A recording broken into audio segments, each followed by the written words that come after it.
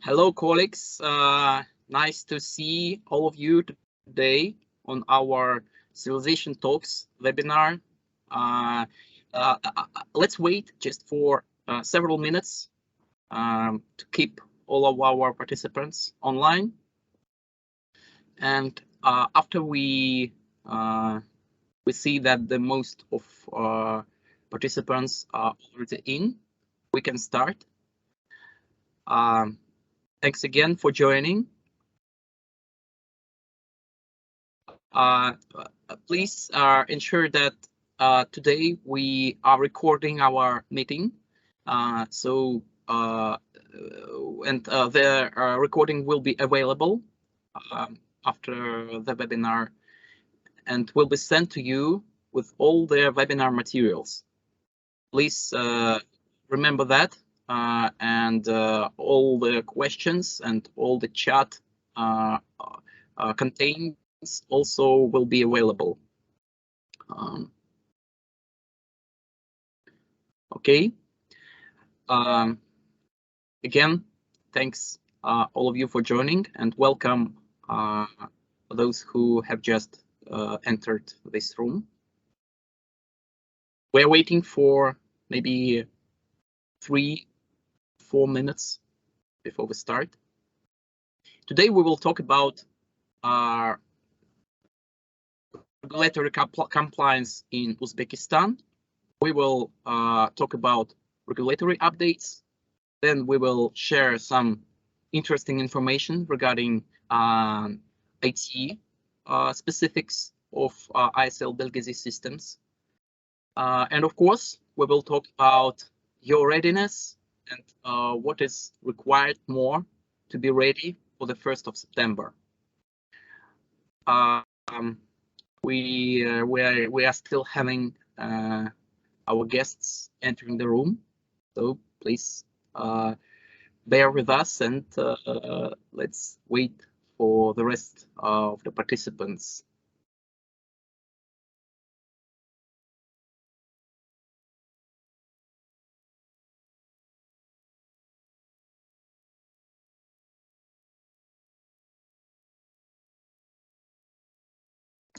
Today we have more than 100 registrations.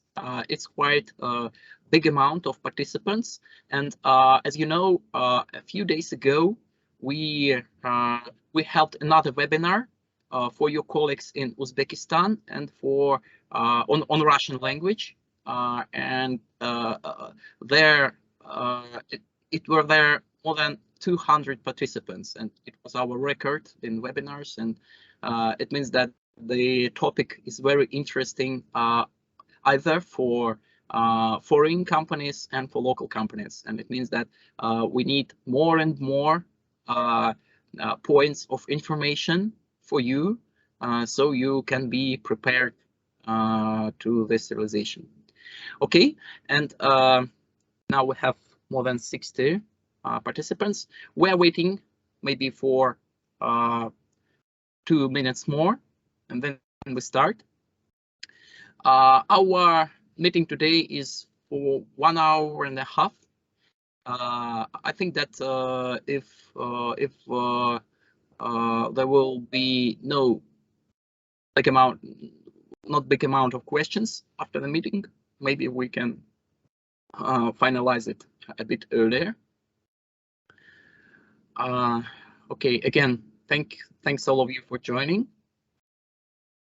Let's wait for 1 minute more.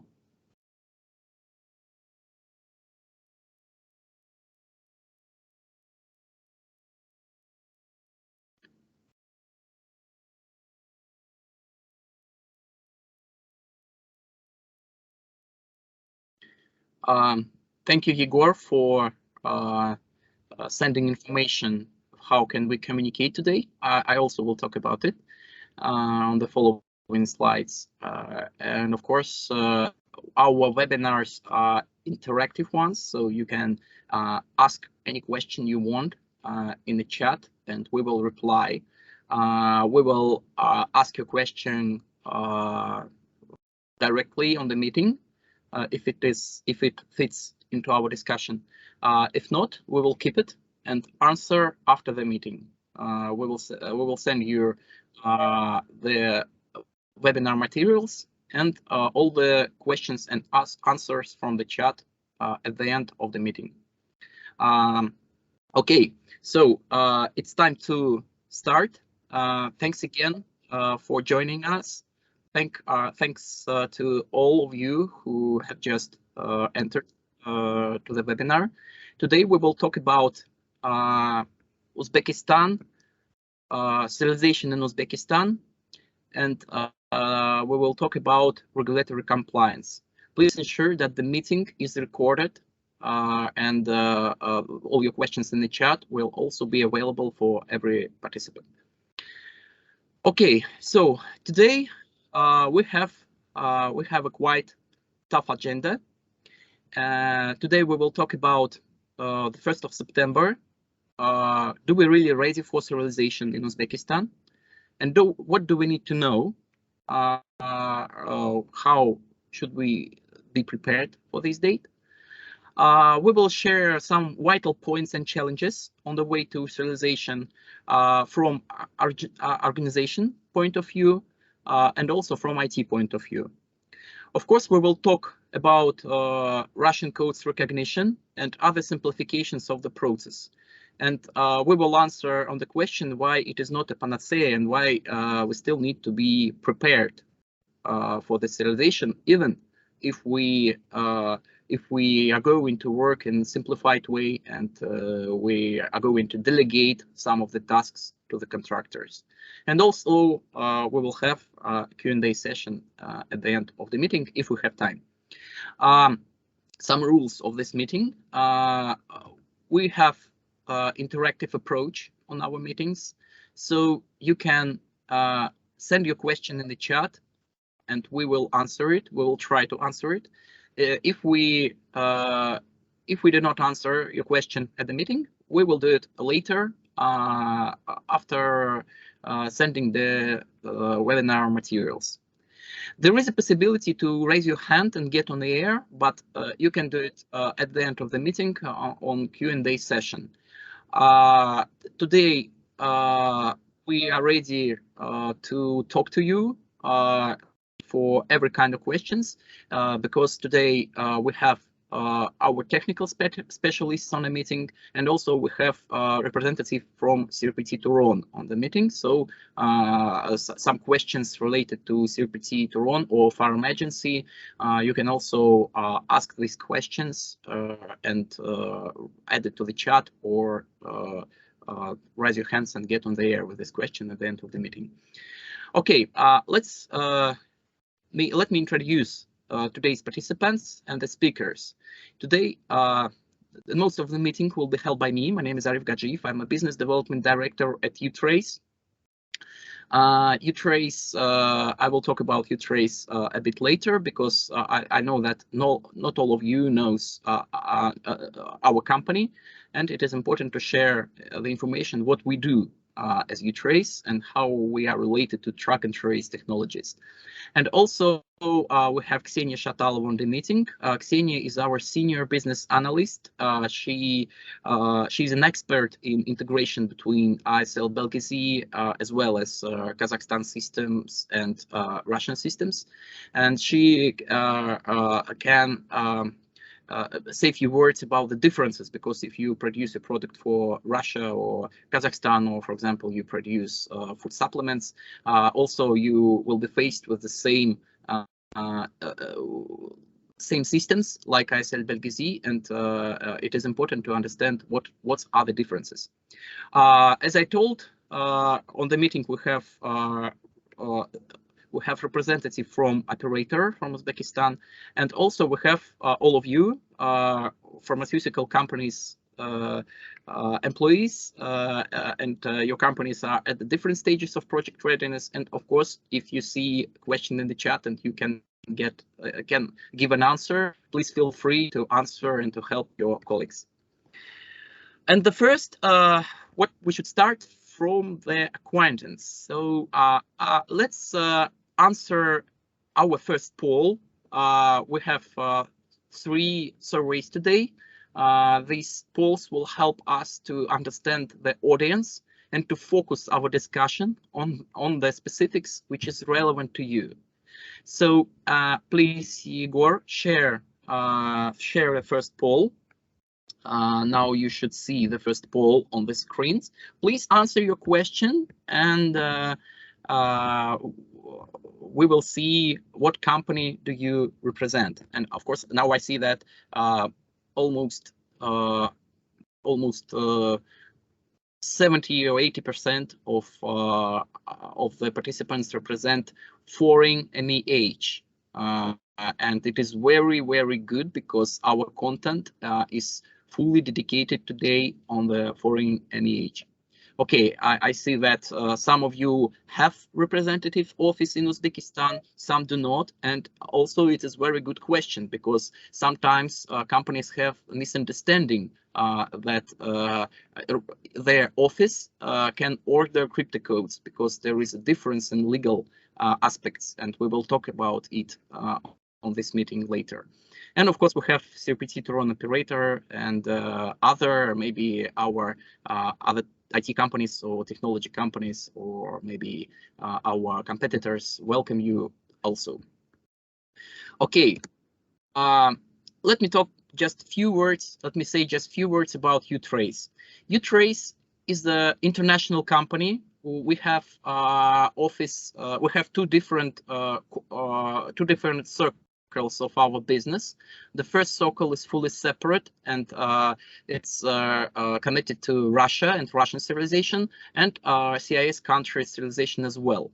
We produce our products for track and trace, like SAP HTTP or TraceLink, and also we provide integration services for these countries. And our second quarter is dedicated for international stream and international companies. Our office is located, our legal entity is located in the United Kingdom with the resource office in Serbia. And also we can work with this stream with the companies who willing to conclude a global contract and to have our services globally. Generally, we are working from 2017. Now we have more than 30 clients and global manufacturers. And you see some of the companies that trust our services. And I want to say that our product, we have, like ecosystem of the product, which includes the track and trace product itself, analytical products, and the bulk of services, which covers all the serialization aspects. And what products from our side may be relevant to you and to your needs? It is our scalable track and trace solution, uTrace Hub. Some of the services include managing track and trace systems implementation projects, so we can provide other project managers or provide you the whole team to manage your track and trace projects. And also we have some services with staffing solutions and can provide you experts that are integrated in your team and can take all the activities connected with track and trace on themselves. That's it from about us, and I think this information was important because we are calling ourselves experts, so we need to show that we really have the necessary experience. And first, let's talk regarding regulatory updates. I think that all of you already know the resolution of the Court of Ministers in Uzbekistan. It is available in English language. If not, you can ask us to share these documents. And also there are some IT documents like API description and so on. So if you also do not have these documents, you can ask us, we will share. And these regulatory deadlines are split by the types of medicines. For example, all the medicines in secondary packaging should be serialized starting the 1st of September. It is important to know that if you are selling the medicines in primary packaging, and you need to serialize the primary package. It's not a common situation, but if you sell it in primary package, your deadline is the 1st of November. But most of us, I think, should target at the 1st of September, because mostly we are all have medicines only with secondary pack that includes primary packaging. And in this way, you don't need to serialize the primary package if you serialize the secondary package. The other quite big group of medicines is orphan drugs type, and these are the specific drugs with a specific list of these drugs, and it should be serialized of starting the 1st of March next year. Currently, generally these drugs are about some rare diseases, and it's not very common group of medicines. So honestly speaking, the first obligatory target that we need to see is the 1st of September. And the main thing, and the very important thing here, is that we have aggregations and full traceability after the 9 months of each deadline, serialization deadline. It means that after the 9 months of, for example, for the first group, after the 9 months starting the 1st of September, we should report aggregations, and later we should report all the sales activities. It is very important because it's not enough to prepare only for serialization. We must know that aggregation will be mandatory, and it will be mandatory on one level of aggregation. So you will have primary package or secondary packs serialized with SGTs, serialized in master case in SSSC, and it will be mandatory starting the. I'm sorry, I have to disrupt you. The people say they don't see the screen, they don't see the presentation. Can you please make sure that it's shared? I'm sharing it. Because I think a few people have written that they don't see that. I will switch to Russian now. Егор, видна презентация у меня? Да, yes. Okay. Yes, it's okay. Colleagues, if you do not see the presentation, you can maybe log out and log in again, or somehow maybe you can update. Does anybody else suffer from the same problem here?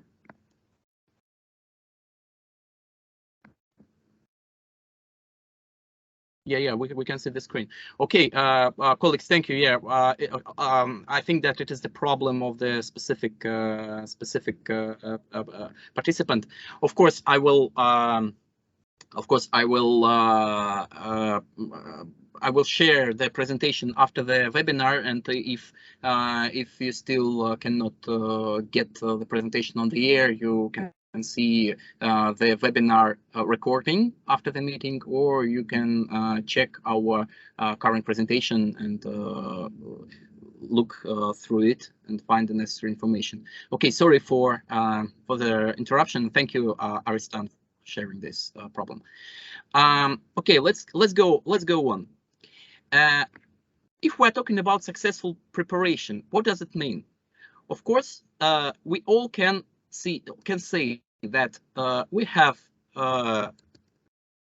the resolution, this resolution, and we have the specific deadlines, and we have some IT parts that need to be developed. This track and trace system should be extended, and so on and so on. But generally, if we're talking about such a big project as serialization project, it means not only the obligatory deadlines, but also it means a lot of things that will tell about your readiness. For example, we can divide all the readiness into 4 main categories, and we will talk a bit regarding each of these categories. The first is the business process readiness. The second is IT and integration readiness, and Ksenia will help me with this part. After we talk about partners readiness, especially customs warehouse readiness, and we will I think the duplicated number 3. It's a misprinting, and we will of course talk about readiness of the regulator and your readiness to regulator needs. Okay. If we're talking about business process readiness, I want to just highlight 3 points here. These points are organization aspects, your organization aspects, and your business structure and your volumes, and the process of your supply. If we are talking about business process readiness and organization aspects, if you remember in our poll, I asked you that whether you have representative office in Uzbekistan or not. And of course, we need to distinguish between accredited representative office. It's a kind of a legal type of a legal entity, and just your subsidiary or LLC company or any service contract with some of local Uzbekistan local resident. It's very important to understand how does your business structure will look like, because it's very much it will very much affect the future work in Uzbekistan and the future serialization activities. For example, if you have an accredited office, if you open a representative office in Uzbekistan, this office can fully take all the necessary activities with crypto quotes ordering, with receiving complaints, with interaction with the regulator, and so on. If you do not open this office, you still will need a local company that will have to receive complaints and will have to interact with regulator. This company will work with upon the service contract with your main company abroad of Uzbekistan, and it will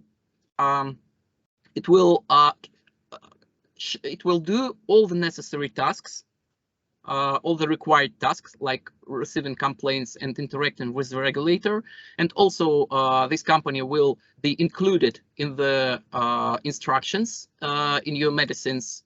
It will be printed on the paper, but such kind of entities will not be able to order crypto codes, even if you have, for example, your company LLC, which is in full subsidiary, but the legal entity type is LLC. This company will not be able to order crypto codes. So only accredited representative office can do that.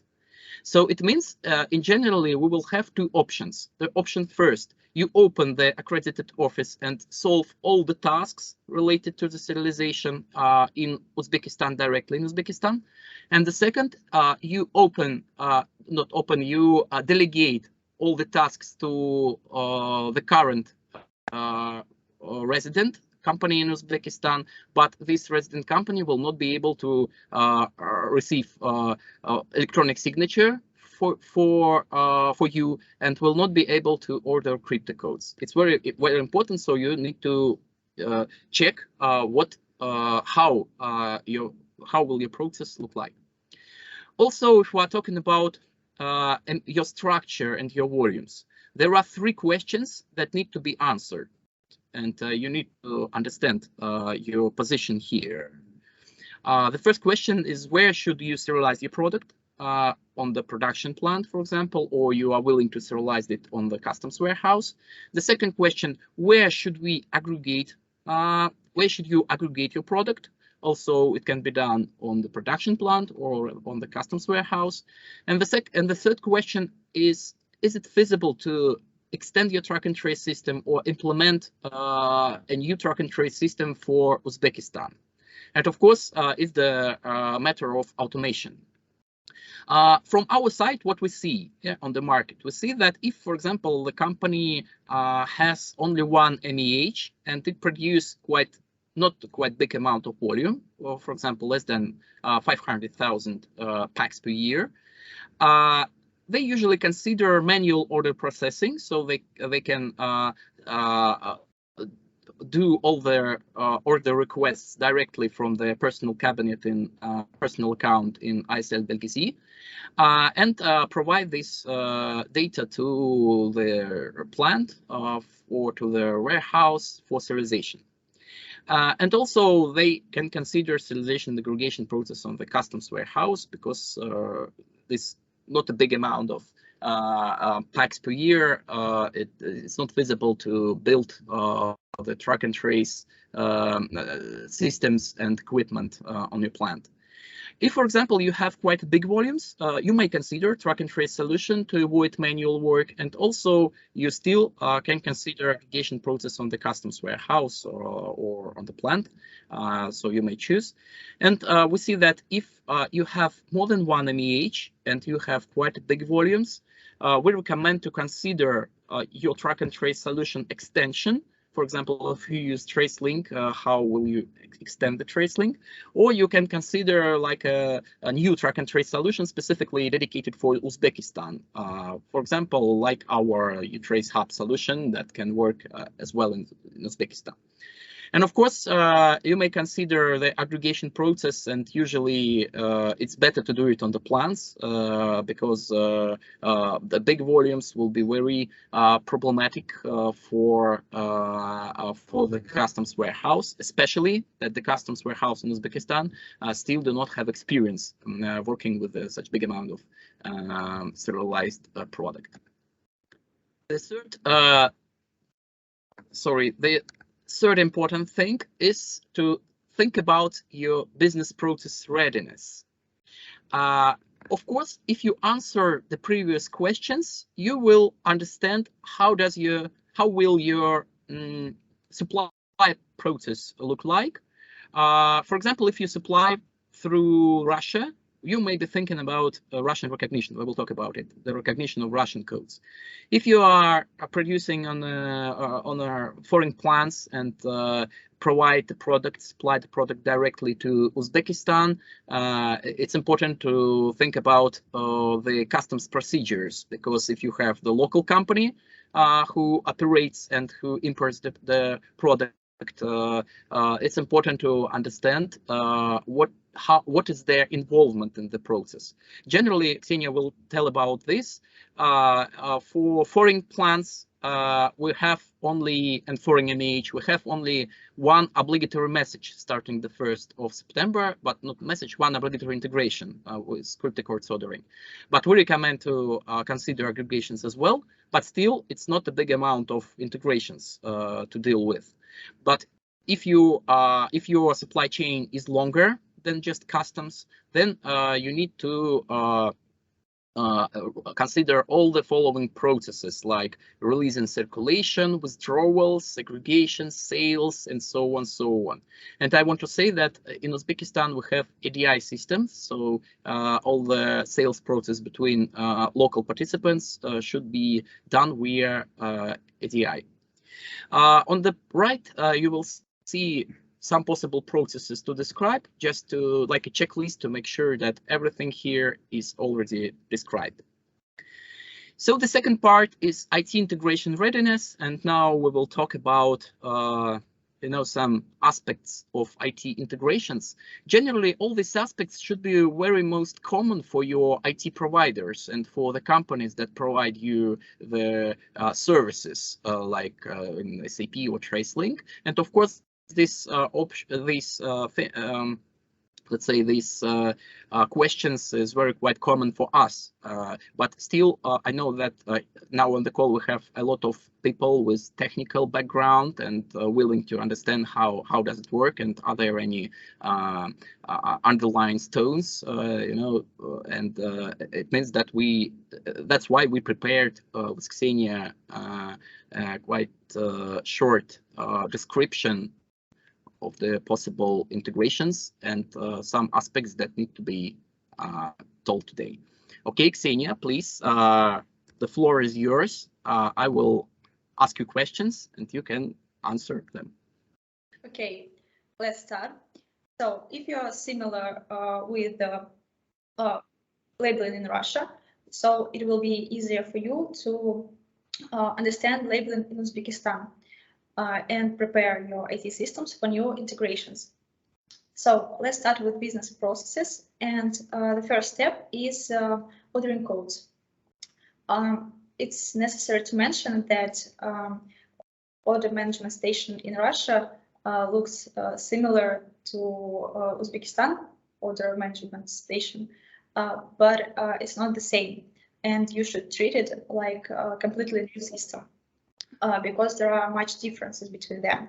For example, there is a different authorization. Also, if we continue with ordering codes, there will be a new parameter like contact person and no such parameters as payment type because there's only one way to pay for codes by issue. So the money is debited at the moment when you receive when you received the codes from the order. And it's need to say that there is no medicine series indicated in the order, so you can use codes for 1 to 10, but different series. And we recommend you to start testing and consider to use safety stock. For example, if you know the approximate amount of codes that you need for 3 months, you can order this amount, and when it runs out, you can make a new order. It is convenient, and it will minimize the risk, because all we know that systems sometimes can't work properly and correctly. Okay, Ksenia, thank you very much. The question is regarding testing. I know that there is no test environment in ISL Belgazi. Maybe it is changed, but now it is possible, yes, to test somehow it on the production environment.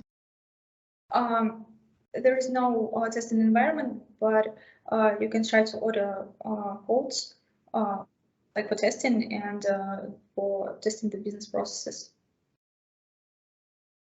Okay, Ksenia, what about the utilization report? Because utilization report is mandatory in other markets, but I know that currently there was some change with the utilization report. And do you expect the utilization report soon? Yeah, the next step is utilization report in Russia, but in Uzbekistan, there is no need to send utilization reports because it is created by operator after you receiving the codes. And it's need to say that there are no plans to return manual sending. Okay, but still we don't need we don't know the future and how the system will change. So possibly this may be changed, but currently yes, and the regulator confirms that currently there are no plans to return utilization report, but in future I think it's my opinion it will be possible. Am I right that since the 1st of September, it is necessary to integrate with order management system, and for foreign producers, it will be only one integration activity. So they just need to integrate this, OMS, and they don't need to send anything else in ISL Belgazi. Yes, that's it. But there is aggregation. And we know that aggregation will be mandatory in July in 2023, and we recommend you to start testing it because it have some differences between Russia and Uzbekistan. Like in Uzbekistan, we send such reports in order management station, and there is a principle that if you have mistaken and you packed extra codes into the box or pallet, you should send a new aggregation record with the correct information with the new SSC. And after reprocessing, the old SSC becomes invalid, and there will be only one new aggregation. And it's necessary to mention that we send records to order management station, but we check statuses of such records in Serialization. Okay, okay, Ksenia, thank you. And talking about the aggregation, it is the difference, as I understand, yeah, because in other systems we do not send aggregation to our order management system, so we usually send it to the traceability system. But currently we see that the order management system should receive this, at least on the production plant. Yeah. Okay, okay, that's good. So if aggregation will go through order management system, it's very important to ensure that your service provider, I mean the service provider of your company, is prepared for this message. And okay, for example, we have ordered and received these codes. And Ksenia, what happened to the defected product? How can we clean up our code stock? Okay, we can send a report to OMS, which will withdraw such codes without disaggregating the whole pack. But it's need to say that this method is under development, and we are waiting for updates in the documentation. And this method will be called dropout report. Okay, dropout report will be available, I hope, soon. But still, do you know whether this method to write off defective codes, will it work only for order management system, or will it work for the entire chain? What do you know about it? It will work for entire chain, because when you withdraw such codes, you can't return them into circulation. Okay, okay, and the very interesting aspect is that disaggregation in ISL-BLGZ, like in SMPT system or GSMT system, it disaggregate. Some actions with the product which is aggregated means that the parent container will be disaggregated automatically. And for this report, for drop-off report, it will not disaggregate the parent container, is it? Yes, yes, it okay. is. Okay, that's good. I know that there are except of aggregation, and talking about aggregation, there is a kind of aggregated customs code. And if we're talking about aggregations, let me just step a little bit back. So other than move report or any other report before getting the customers, do we need to report something, or is just OMS, order management, and aggregation? Mm-hmm. No, there are no other obligatory records for now. Even we can skip aggregation for a while.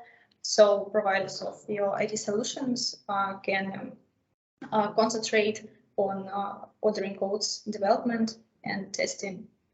And the next step will be done by Uzbekistan local company, or if you have a representative office, you should release codes into circulation. And how does it work? So first of all, you should aggregate SJ10 or SSC codes to a CC aggregated customs code in case to clear the customs. It will be mandatory. And after you clear customs, you should send the document of import of those countries. And after that, the manufacturer will see that the statuses of codes will change to accepted by the importer. Okay, Ksenia, thank you. And we already see that there are some differences between aggregation customs code in Russia and in Uzbekistan. And what is the difference? Can you talk a bit more about this? Well, if you import medicines in Russia, you have never heard about such record and such code. But if you will import food supplements or medical devices in Russia, you will try to record this document, and the track and trace system will be not MDLP but GSMT. And as we know, GSMT and SL-Belgizi looks the same and the same record of SSC code. But there's a difference that in Uzbekistan we can aggregate ZTIN and any type of package, and will be mandatory to release in circulation. Okay, so their aggregation customs code will be mandatory for all participants, and the aggregation on the first level aggregation is also will be mandatory. So I think that it's very important, and we must check the box that if we are importing our product and the company is importing the product inside Uzbekistan, it means that they should know that. Because they need to add this information to the customs declaration, and they should request their updated customs code. As I remember, it should be requested from the ISL-Belgizi system. So it's kind of an additional process that need to be developed. Okay, Ksenia, and we will see on this slide, we will see EDI block on the scheme. What is it? Will it be mandatory somehow for foreign MEH? Mm-hmm. For foreign MEH, EDI is not mandatory, and this system won't be used by foreign manufacturers and foreign participants, because this is the system which accompanying sales process between Uzbekistan legal entities.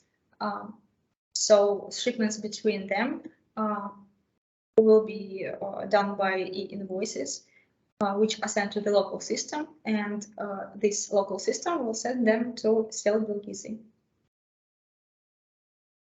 Okay, and so this information is very important for the companies inside the Uzbekistan. So EDI is relevant only for the interactions between Uzbekistan legal entities. I mean, the sales process and so on. But it is not applicable for customs clearance and any other customs procedures. Is it? Yes, it is. So EDI is needed only for sales between local customers. Okay, that's good. That's good. So talking about L4 level itself and traceability, I know, Ksenia, could you please switch off the microphone, because I see that. So, okay, thank you. Talking about L4 system and the traceability, I know that many companies and many foreign MEH would trace all products through their chain, and to do it even more than just mandatory activities, you know.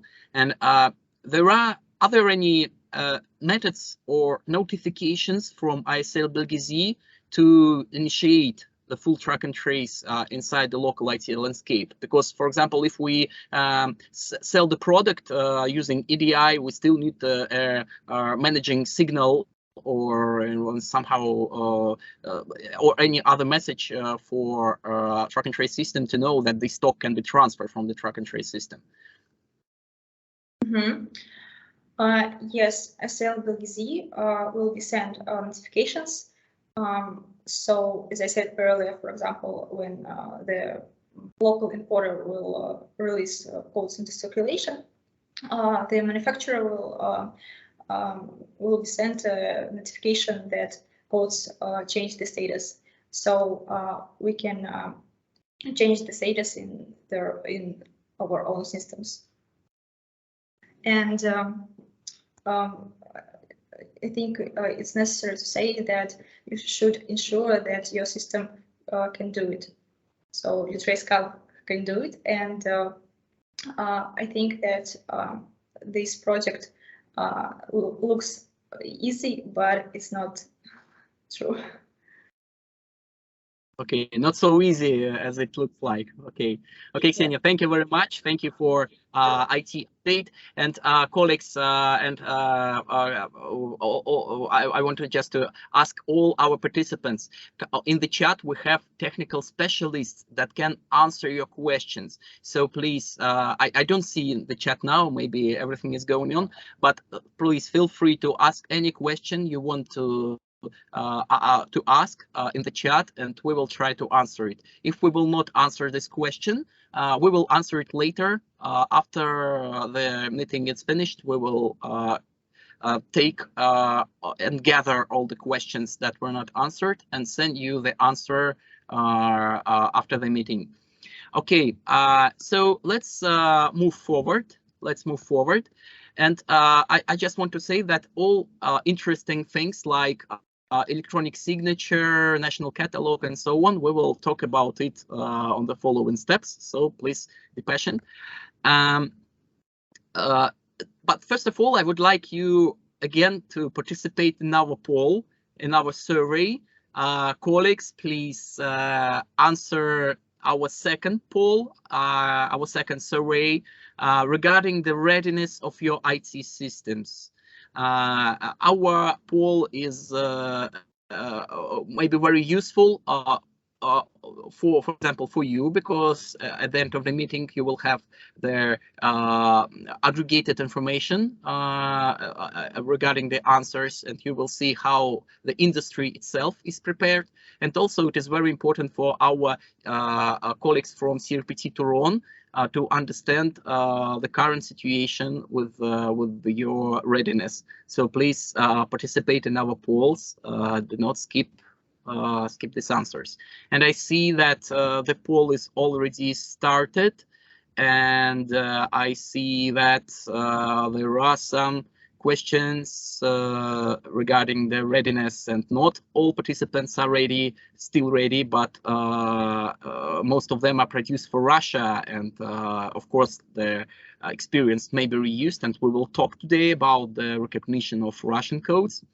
And I see that some are not going to change anything in their supply chain, but I can say that it's not possible, unfortunately, because if you are an niche company, you still need to at least to get the electronic signature, because your product should be described in the national catalog, but we will talk about a bit later. Okay, colleagues, thank you very much for your participation in the poll. Of course, we will share the results after the meeting, the full results. And now let's go forward. And the third stream of your preparation is the readiness of your partners. Let me just divide it into 4 groups. The first is your contract manufacturers. So if you, for example, use CMO to produce your product, you need to ensure that everything which is relevant to you at the production site will be relevant to your CMO, and at least you need to order the crypto codes for your CMO and send it to them, and your IT landscape should give you this opportunity. And of course, your CMOs also should be integrated and perform the necessary tests. Testing is very important in this period, and I think that it should be tested at least in the nearest 1 or 2 months, because otherwise the preparation to the 1st of September will be very tough. And talking about internal readiness, you should receive electronic signature. We will talk about it and about the problems with electronic signature. The company should be registered. I mean, the MEH should be registered in ISL Belgesi, and the product should be described in national catalog. Otherwise, you cannot proceed with the customs clearance procedures. The product stocks for the period. The product stocks should be determined for the product which is not serialized, because this is there is a grace period. If you know, if you produce the product before the 1st of September, you can produce non-serialized product, and after you can sell it till the end of the date of expire, but not later than in 3 years. But the very important aspect that this product should be certified. If you're importing it, it should be certified in 180 days. Otherwise, certified, I mean, it should go through the all customs procedures, and it should receive the certificate between IM70 and IM40 customs regime. And it's very important to know that, because after that point, after the 1st of March, it will be not possible to certify your product if it is not serialized at all. Of course, this stock build should be done, but you should keep in mind that all the stock that you produce before the 1st of September, it should be certified, and that means that all the necessary activities with electronic signature and so on should be done before that. Of course, if we're talking about internal readiness, your key process and key people also should be ready. All the activities related with your personal trainings and so on should also be done. Okay, this is internal readiness, and internal readiness also means that your IT systems are ready, and this process should be done and tested in the nearest 2 months to ensure that you are ready with your IT providers and IT providers of your system. You might have different options how to connect to ISL Belgesi. For example, if your service provider can connect you to ISL Belgesi, so we just need to ensure that it has the necessary experience, and this integration will not make any difficulties after the 1st of September. And but if not, maybe you may decide to have any intermediate solution, because between your corporate track and trace system and ISL Belgesi. And this solution may be, for example, like an intermediate IT cloud, which helps you to routing the request to OMS and send back the results. For example, in uTrace, we offer both options. We can take all the reporting, or we can be like a middleware. And of course, you should decide how will your IT landscape look like. Talking about customs warehouses and the partners' readiness, if you are going to serialize your product on the customs warehouse, or for example, if you are going to aggregate it, on the customs warehouse, then it is important to understand that the customs warehouses should be ready, but the serialization timeline is quite tough, and not all customs warehouse are ready now. I know that maybe 1 or 2 warehouses that are in the process and are going to be ready till the 1st of September, but generally the process it's not so fast. So I know that the operator has a very good contact with the market participants of customs services. And I hope that the list of the accredited and certified and licensed customs warehouse will be issued soon. But still, if you want to rely on the customs warehouses in terms of serialization or aggregation, you should be prepared that they may not be ready for the 1st of September, and maybe it is necessary to build more stock or to choose other way of serialization or aggregation. And of course, if you are if you have the subsidiary company in Uzbekistan that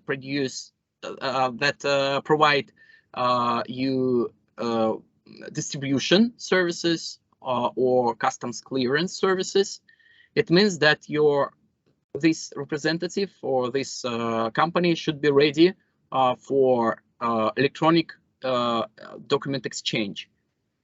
And of course, if you also work with 3PL providers in Uzbekistan, this company should ensure that all 3PL providers are ready to work with serialized product. But actually, it's quite straightforward. If you have business in Russia, you have passed these steps of preparation. But I just want to say that preparation for Uzbekistan is also require a lot of attention. It looks like simple, but still it requires a lot of attention. Just for I need to say this because it's very important. And let's finally talk about successful preparation, what it means for regulatory readiness. And I want to cover here 3 processes: the electronic signature and getting the electronic signature, and all the problems that that currently, or not problems is not a good word, challenges that currently we have with electronic signature receipt for foreign MAH. Then we will talk about recognition of Russian serialization codes and national catalog. Okay, let's talk about first the important things regarding the deadlines. Yeah, because if we're talking about readiness, we need to understand that there are specified deadlines for each step of the preparation process. According to regulator, you have to be prepared till the 1st of September, but there are some dates. You see, the 1st of May for local manufacturers, they should be registered as a turnover participant in ISL Belgizi. They should describe their drugs in national catalog. You see, till the for foreign max this date is 20 of July. But I know that there are some challenges with receiving the electronic signature, and these dates may be violated. And the question is it really the violation of this date? Is it really may result in any fine or some problems with regulatory and so on? The answer is that these dates are identified as the recommendation for you, but a very strict recommendation. Because, for example, after 20 of July, the tax office may come to you, to your local representative office, and ask why the drugs are not described yet in the national catalog, for example. And of course, if you had taken all the steps to prepare, for example, you received a tax identification number, you have a contract with the local person who will receive the electronic signature and register you in tax office, and so on, and the bottleneck is only electronic signature because your consular or embassy doesn't still work with this process. You can show this, and this will be like gratis, and you just describe and explain the problem, and you will not get any fine or any problem with violation of these dates. But if we are talking about the 1st of September, we all have to be prepared, and this is the obligatory date. After that, the work with the non-serialized product, the production of non-serialized product will be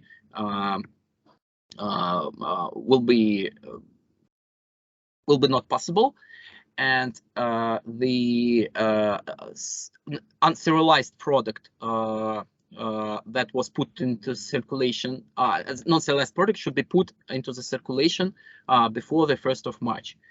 Please also note that in the documents, this date is the 1st of May. You see, I mean, the deadline for release non-serialized product into circulation. In the documents, it's stated as the 1st of May, but generally it's the 1st of March. So for import product, you should you should certify all your non-serialized stocks produced before the 1st of September till the 1st of March, not till the 1st of May. It is a misprint in the documents, and it will be corrected in the future release of the documents. And of course, we must know that the final withdrawal of non-serialized products from circulation will be 1st of August 2025. Let's talk about electronic signature. How can we solve the challenge?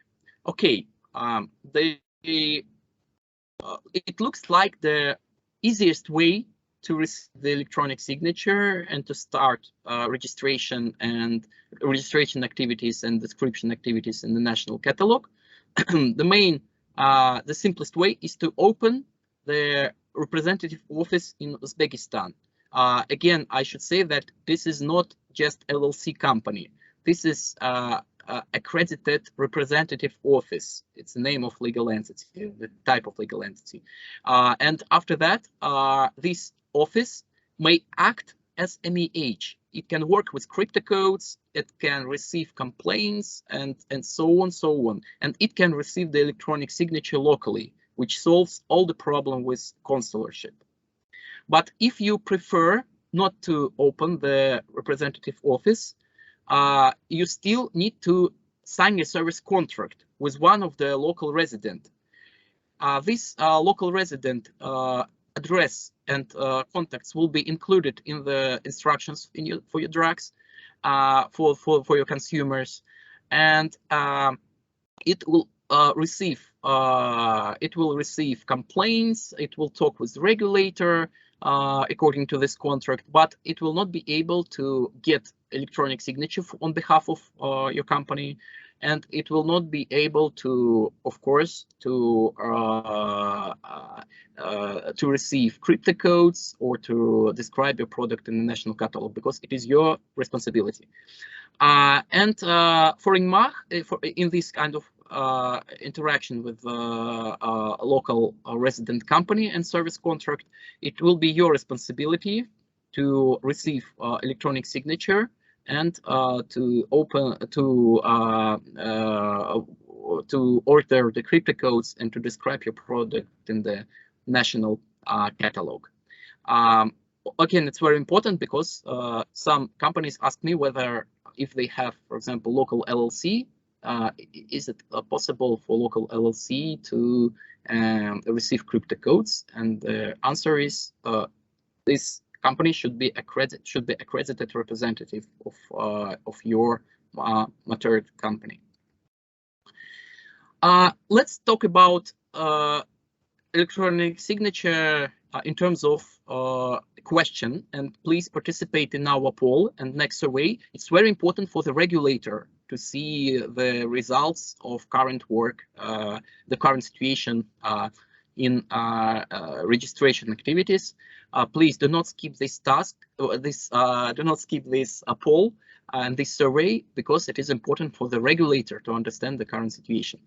How I solved, or how I solving the task with the electronic signature, and for questions for that, for possible questions for that, answers for that question, we have received electronic signature from embassy, so you are lucky, or you are going to receive it from embassy, or you are going to open or opened accredited representative company in Uzbekistan. And I'll check the results. Okay, it looks like there is nobody on the call who have already received the electronic signature. And actually, this is a signal for CRPT to run colleagues that the problem really exists, and I know that they know about it.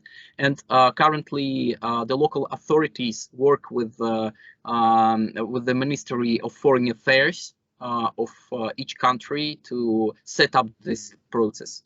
But okay, I hope that this problem will be solved soon. You know, also there is a, if I go to the previous slide, there is a possibility for login and password access method. But I should say that, first of all, it's only for urgent situations, so it will not replace electronic signature at all. It can be used only for ISL Belgizi system. So for national catalog, you will require the electronic signature, and in case of connection problem or any other urgent situation, you may use login and password. So login and password is not a panacea, and you still need to get the electronic signature. And I hope that this problem will be solved very soon. And now let's talk about the recognition of Russian data matrix code. And I think you are tired of my voice, and I give again the floor to my colleague Ksenia. Please, can you tell just a few words about Russian codes recognition and about the national catalog? Yeah, we expect some updates about the recognition of Russian data matrix codes later, because now the CRPT of Russia and CRPT Tehran have not signed the interoperator interaction yet. But we can say that no matter where you will order codes, you should register in ISL Belgizi, you should obtain the electronic signature, and you should add a product cards to national catalog. And if you will choose the way to order Russian codes, it must be the same GTIN for both countries. So I think we can go to national catalog. How to register? Ksenia, I should interrupt you just to understand, yes, the current situation. So the recognition of Russian data matrix codes, it is a process for those who have the product produced for Russia, yes, and this product GTIN is the same for Russia and Uzbekistan. Only in this way it can be. Yes, it's not for all. So it doesn't mean that if you produce something for Russia, you can use the same systems for producing crypto codes for Uzbekistan. So there are some very important points. The GTIN is the same, and also your product should be described in the national catalog. It means that you need to get the electronic signature. So electronic signature is for all, required for all. It's very important. And of course, we can talk a lot about the interoperator interaction. We know that it will be before the date of obligatory start. And we know that currently CRPT Tehran and CRPT Russia are in the process of signing this interoperator agreement. And technically, you will need to report to MDLP system, and the integration between ISL Belgizi in MDLP will check GTIN. The GTIN is the same. They check the data matrix code, they compare the necessary data, and then the importer should send the recognition notification. And of course, the process is not cleared yet, and we are waiting for the description of this process from CRPT Tehran. But of course, for some companies, it will obviously save their money and efforts and save their time to use, so they can use the Russian crypto codes. Okay. Let's move forward. Of course, let's move forward to the national catalog. Can you tell a bit about it and what steps are necessary to take are necessary to take to prepare for the 1st of September with national catalog. So you should describe all your products before the 1st of September, because after the 1st of September you should mark medicines. So how to describe products in national catalog? You can put information manually in user interface. You should describe every product you have, or you can use Excel file where you can describe all your medicines once, but be careful that you should use catalog in Excel file to describe the items correctly, just to validate the file. After this, okay, I'm sorry, I will interrupt you again just to highlight a very important point. Of course, you should describe your product in national catalog, and of course, you can.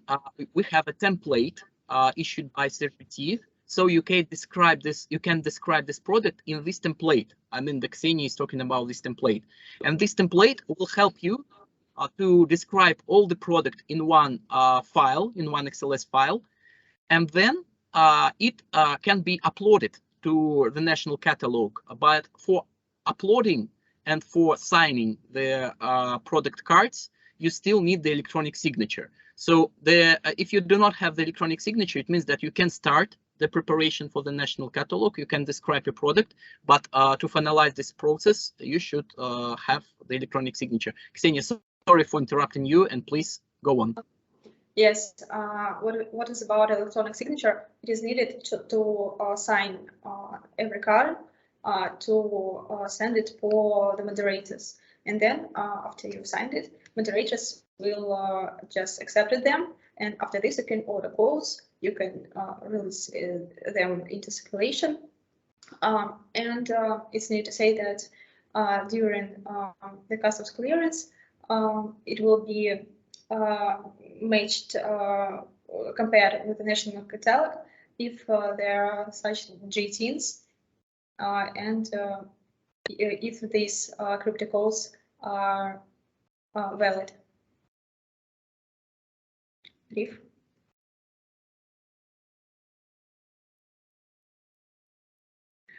Rif, you're muted.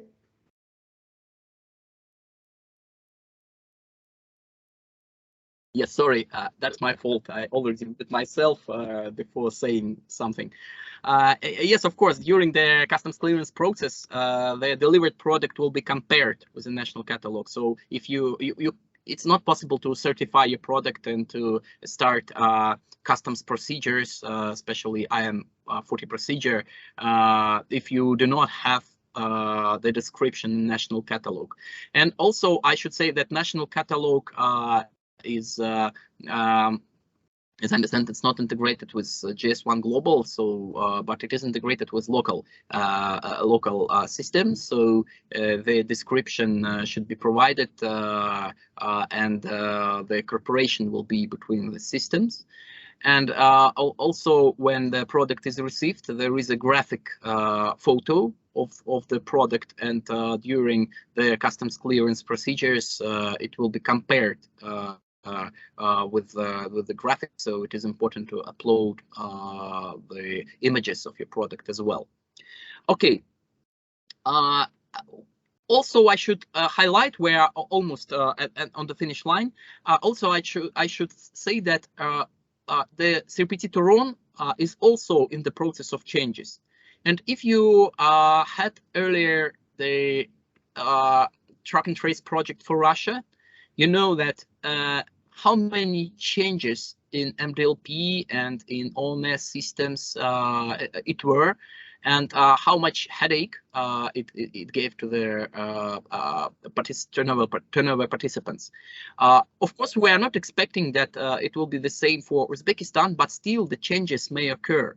It means that your IT provider who provides you integrations and so on, it should be flexible to reach all of these changes and to screen these changes of your business because what we should understand that if we're talking about IT and we're talking about good IT and good companies, they will not afford the situation when the business suffers from the changes that occurs in IT. And I think that it is very important to choose the correct partner who will help to integrate with your systems and who will screen you off from these possible changes. And of course, currently we see that we have simplified work schemes, like we don't have utilization report and so on. It is my personal opinion. You may challenge my opinion, but I think that these schemes may be temporary, and of course before the aggregation starts and before the deadline for full track and trace starts, we will all live in simplified mode. And we don't need to, for example, report aggregations. We don't need to report utilization report, and we don't need to put the product into circulation because it will be done automatically now.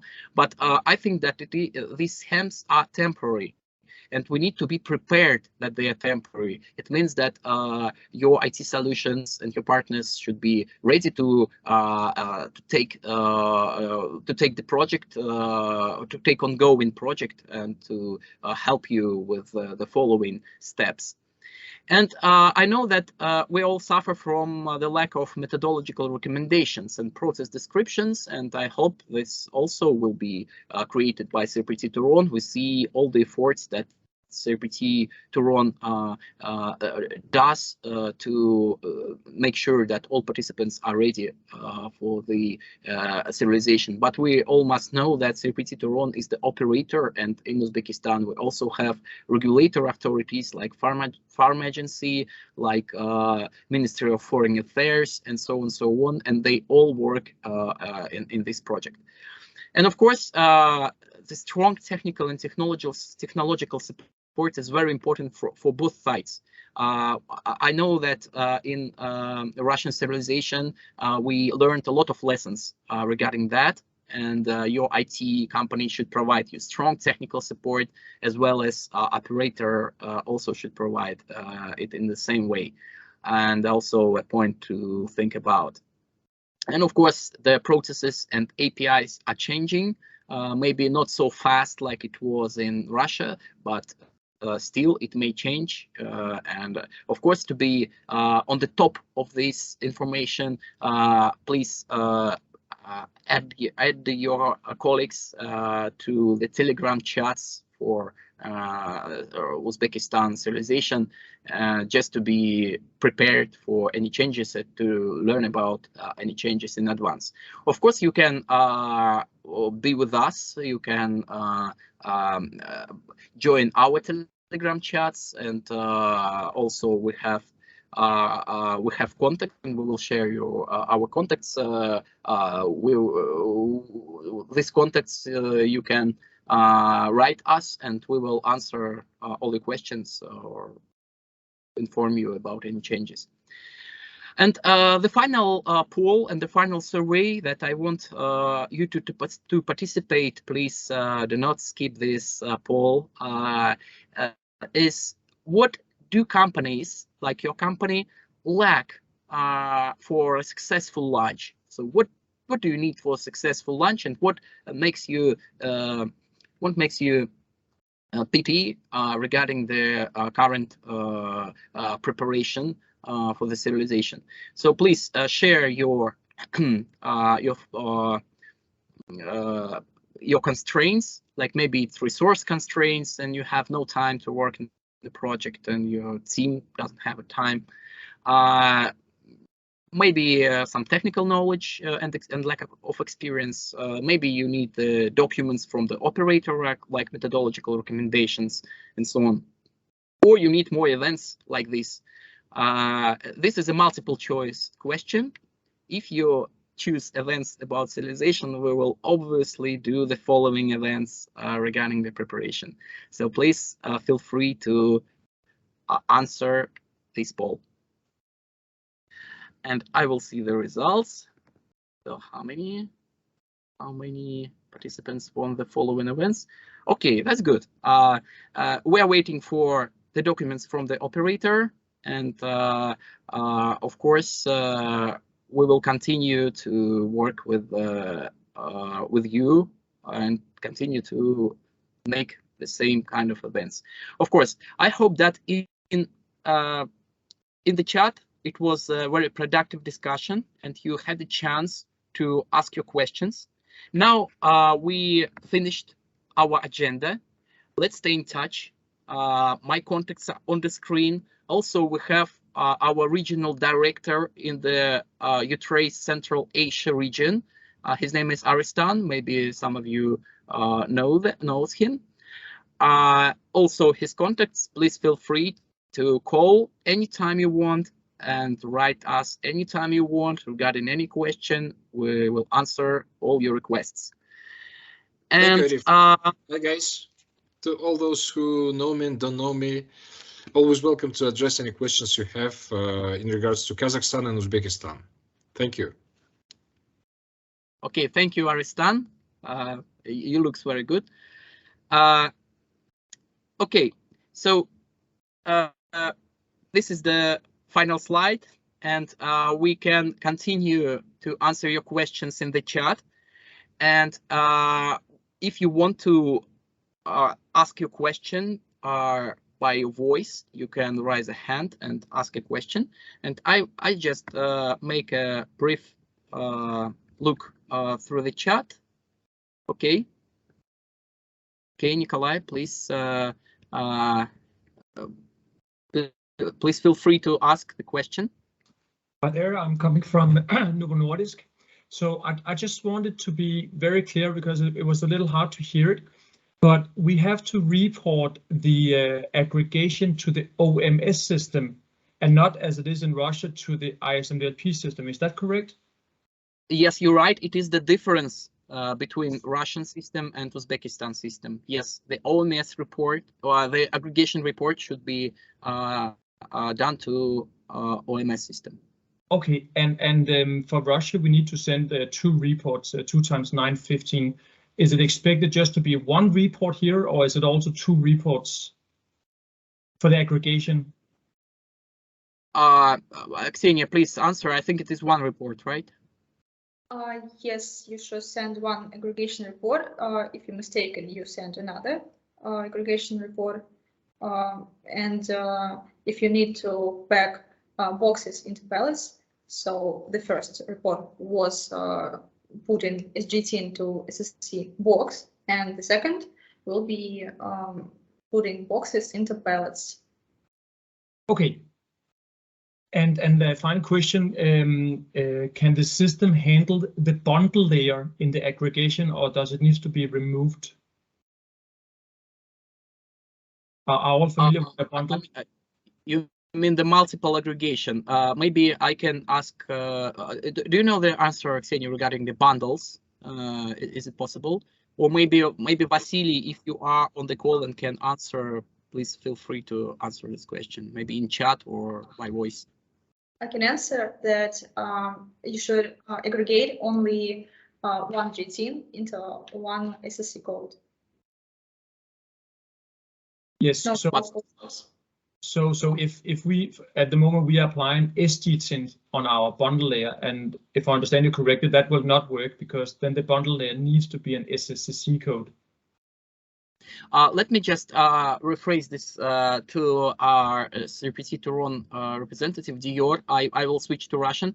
Dior, у нас агрегация в бандлы, она может вот в этом сообщении, да, быть в одном сообщении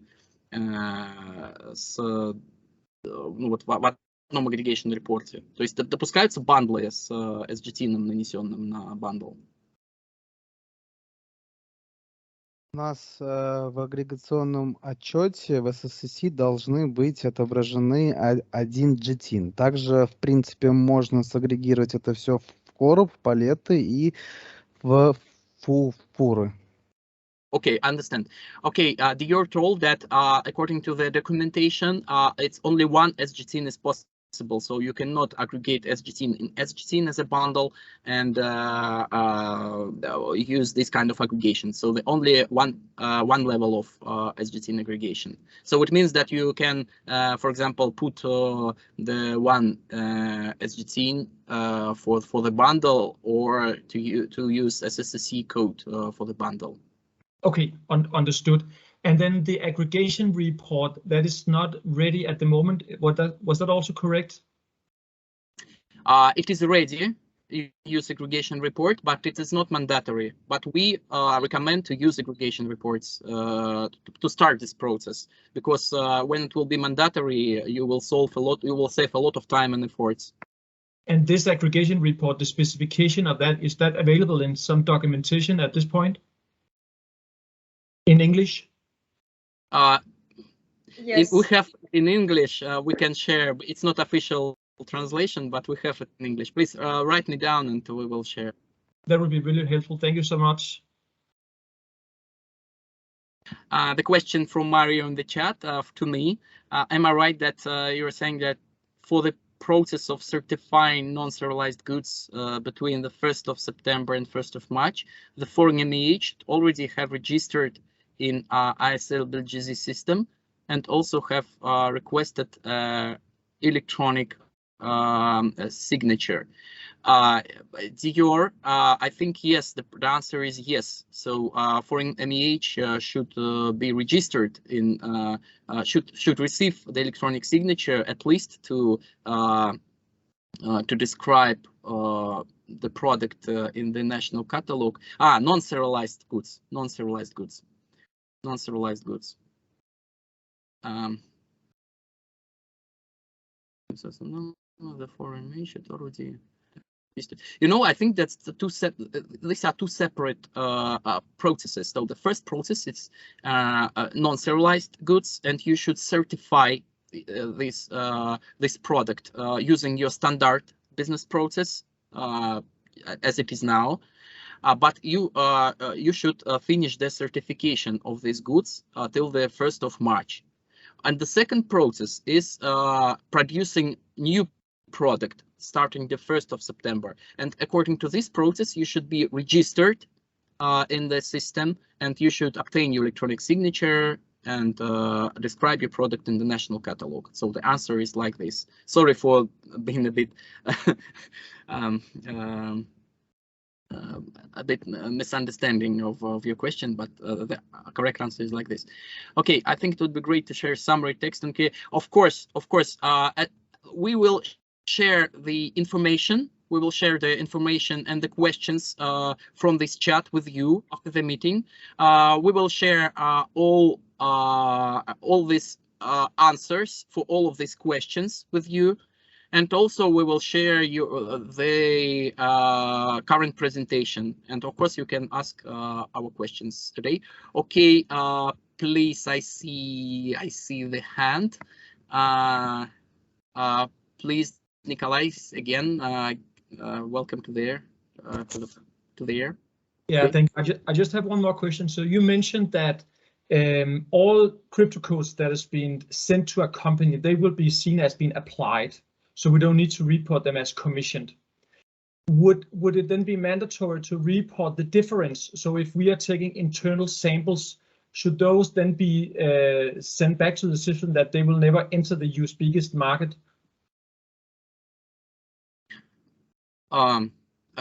Ksenia, could you please answer?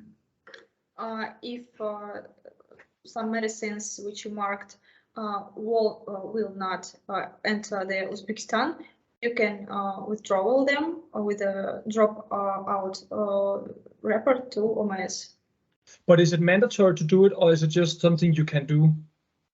Currently, it's not mandatory. But I think for full traceability, when full traceability starts, it will be mandatory. But again, we recommend to do it, because it is your IT system should reflect the situation in OMS, and if you do not have these codes in physically, and you do not have it in your IT systems, of course it should not be existing in OMS.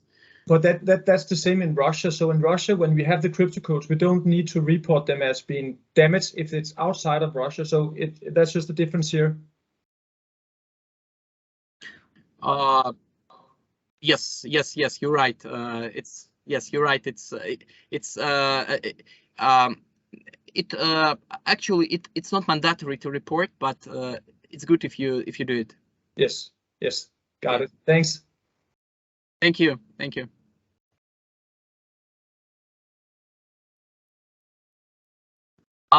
Okay, colleagues, we have almost out of time, and let me just take the last question here in the chat, and the rest of the question we will answer after the meeting is finished. What will be the process to download crypto codes and serial numbers for Uzbekistan? Ksenia, can you answer this question regarding the serial numbers? Where can we get the serial numbers? Is the process the same as in Russia? And how can we download crypto codes using API or using personal account? Yes, the process to download crypto codes will be similar as in Russia. So you can download it in PDF while using personal account or via API. Okay, so you can receive the crypto codes in PDF format, just the the images of the crypto codes. Yes. Okay, colleagues, thank you very much. Unfortunately, we are out of time, but I hope that this meeting was interesting, and I hope to see all of you on our following events. And of course, if you have any problems or or you want to look to the services that we provide, we can prepare you to the serialization from each part of the business, from staffing solution, from IT solution, and from processes point of view. So if you need any support, just let us know. Again, thank you very much. Have a wonderful day and have a wonderful weekend. Thank you. Thank you for the question. Mikhail, we will answer this question after the meeting, and you will receive the answer in the pack of the documents of the meeting. Okay, we are still online. If you want to write your question, please feel free to do it now. At least 3 or 4 minutes. We will wait for your questions. Thank you, Roman. Thank you, Hilal. Thank you, Marina.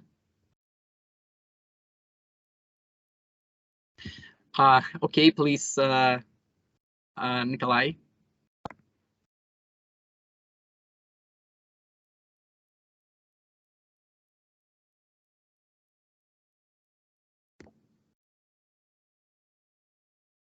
Possibly. Yeah. I couldn't unmute. So just again to be clear, when we are shipping goods from outside of Uzbekistan into the custom broker or the custom warehouse, we don't need to or is it mandatory to report that shipment? No, it's not mandatory. So it could be that our partner in Uzbekistan just need a supply chain verification. Your partner in Uzbekistan should make the custom clearance, so it should provide IM40